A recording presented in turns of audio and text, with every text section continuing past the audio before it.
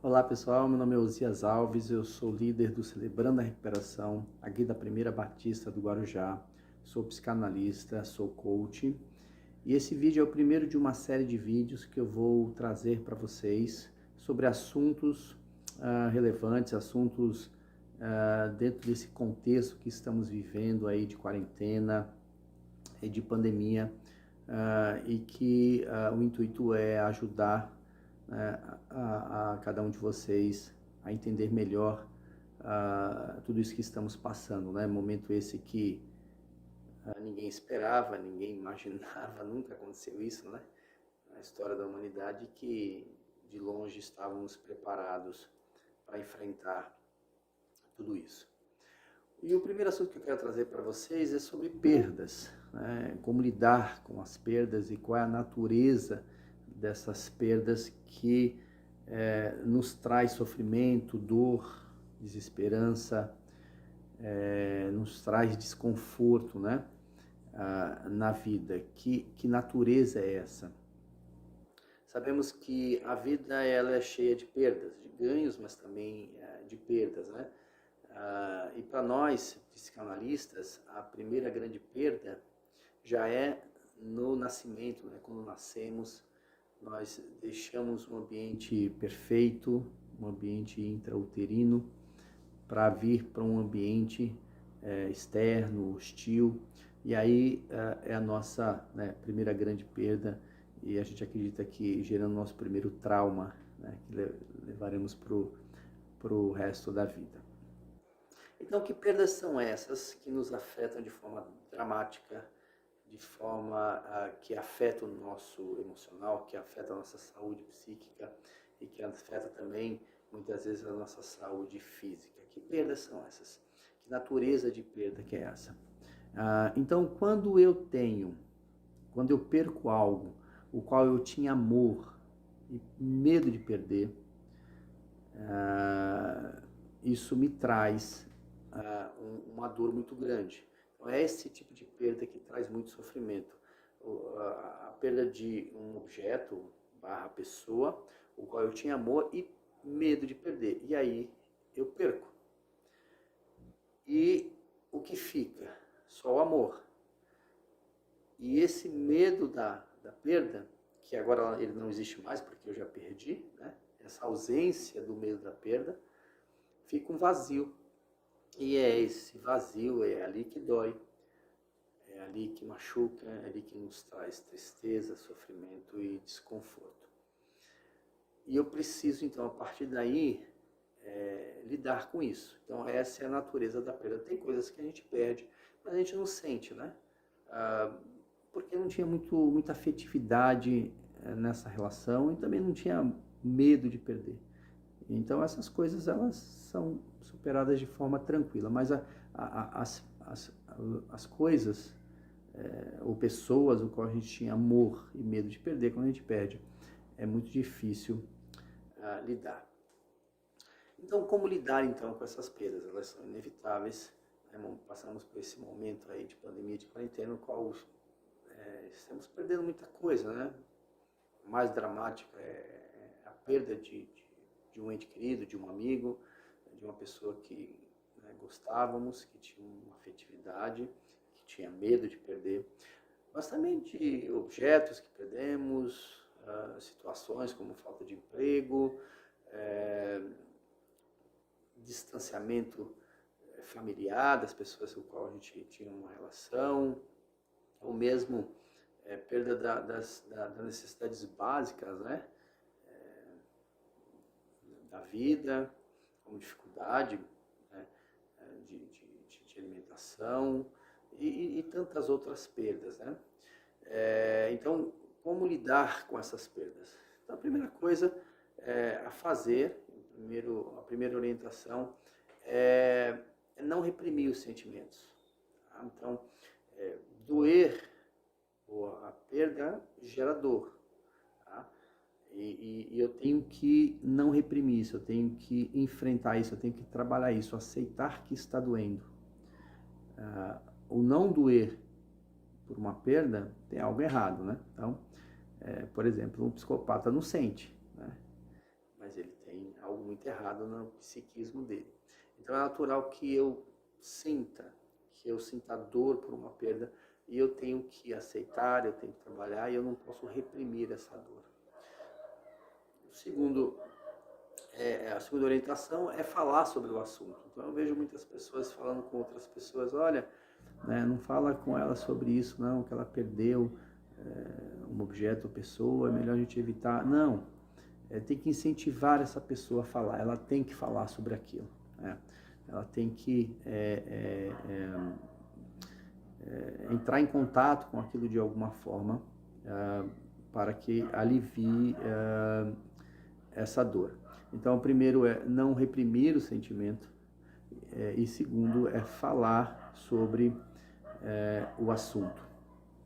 Aceitar que está doendo, aceitar que é dolorido, aceitar que aquilo incomoda em algum nível.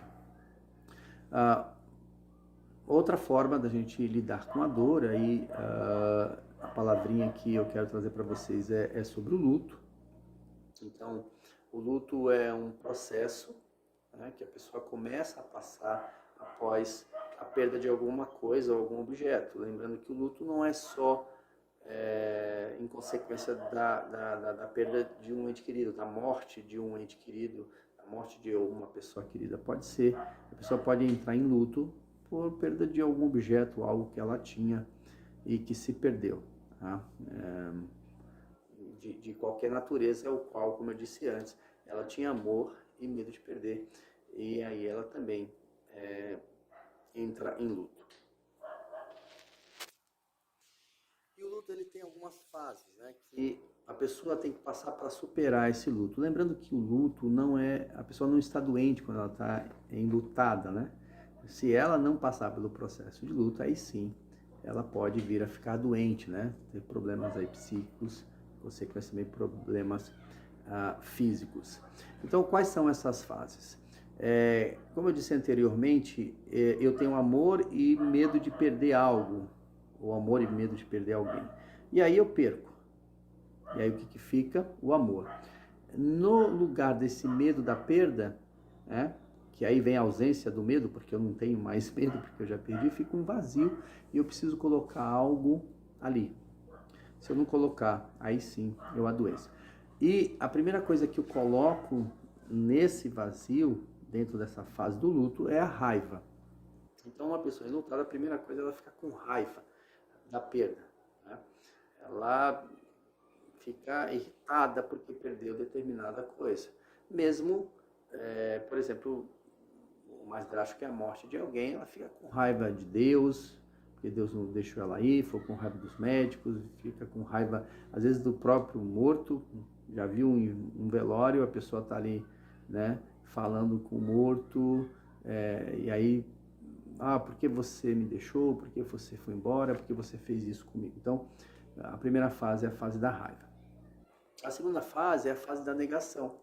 Então ela nega, ela começa a negar, não acreditar que perdeu, começa a falar, mas não é possível que eu perdi, não é possível que ele morreu, não é possível que eu perdi determinada coisa, que eu perdi determinado objeto. E a pessoa, ela entra nessa fase da negação. No Celebrando a Recuperação, a gente trabalha muito a questão da negação. A gente diz que é o primeiro passo para a recuperação, é sair da negação, é enxergar que algo aconteceu, que algo está errado, para começar um processo de restauração. A terceira fase é a culpa. Tá? Então, se na primeira fase, a raiva, a pessoa tinha raiva do outro, na terceira fase, na culpa, ela começa a ter raiva dela mesma, porque ela começa a se culpar por essa perda, ela começa a achar que ela tem um certo nível de culpa por ter perdido o objeto, a pessoa, e ela começa a ficar com raiva dela mesma. A quarta fase a gente chama da dor doce da saudade. Então, o luto começa a ser superado, e aí você a pessoa começa a falar dessa perda de uma forma mais tranquila, às vezes até trazendo algumas lembranças boas, né, algumas histórias, falando sobre o assunto de forma muitas vezes até descontraída, que é a dor doce da saudade. E por último, a última fase é a dor da perda eternizada. Então aí ela supera o luto e aí fica aquela dor da perda, né? A gente não supera nunca, né? Quando é algo de fato o qual a gente tinha muito amor e muito medo de perder, quando perde, a gente nunca supera no sentido dessa dor eternizada, dessa falta eternizada. Então, pessoal, o importante é que essa dinâmica do luto ela tem que acontecer, né? Essas fases elas têm que ser passadas na vida da pessoa. Então, quando a pessoa entra em luto, ela vai desencadear todas essas fases e é natural e não pode ser reprimido. Se ela reprimir, ela fica presa em alguma fase. Então, por exemplo, ela está na fase da raiva e se ela não superar essa fase e não for para a próxima fase, ela vai se tornar uma pessoa irritadiça, com raiva, uma pessoa muito difícil de conviver. Então, precisa falar, precisa ser passado por essa fase para que ela supere e aí sim ela não adoeça. Se ela não superar, se ela não passar pela fase do luto, aí sim ela acaba. Algumas doenças, né, são causadas por essa questão da pessoa não passar pelas fases do luto. 3 basicamente eu quero comentar aqui com vocês. A primeira a gente chama de distimia, que é a perda do interesse pelo prazer. Ela perde o interesse por qualquer coisa que dá prazer. Então, coisas que ela tinha prazer em fazer, ela deixa de fazer, ou ela começa a fazer alguma coisa e até tendo satisfação naquilo, mas ela logo perde o interesse. Então, tudo que ela faz, ela perde o prazer. Ela começa alguma coisa, ela não termina, depois ela começa outra coisa. E as coisas que ela tinha prazer anteriormente, ela deixa de lado e não tem mais interesse naquilo. A segunda doença é o transtorno pós-traumático, né? Então, se a pessoa não superar o luto, o que é esse transtorno pós-traumático? A pessoa fica com a sensação de que sempre que pode acontecer de novo aquilo, né? Então, ela vive com medo da sensação iminente de que pode acontecer de novo aquela perda. As grandes depressões, né? A pessoa pode entrar em uma depressão profunda, por não ter superado o luto. E por último, a dissociação afetiva. A pessoa ela deixa de ter afeto pelo outro, ela deixa de sentir, né? Ela deixa de ter essa afetividade pelas pessoas, ela se torna uma pessoa fria e uma pessoa distante. Pessoal, e a religião, né? A religião é importante, né?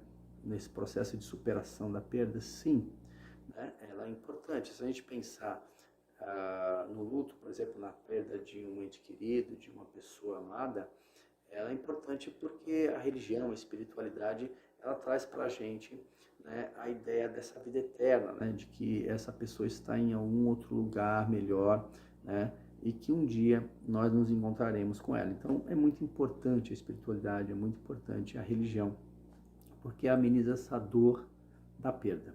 Porém, existe a dor da falta da perda, né? Essa pessoa me faz falta, ou algo me faz falta.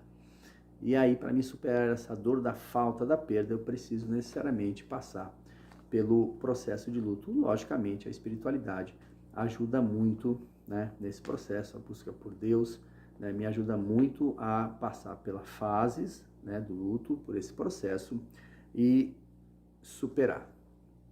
Então é isso, pessoal, é isso que eu queria passar para vocês. Eu peço agora a quem teve aí, despertou interesse pelo assunto, nós vamos ter 2 salas aqui embaixo, né? Só clicar aí, vai ter uma sala para homem e outra sala para mulher. E quem teve interesse pelo assunto, quem despertou interesse, clica no link abaixo, né? Entra na sala, que a gente vai ter ali um bate-papo, uma conversa sobre esse assunto. Tá bom, pessoal? Então eu agradeço a todos e até a próxima.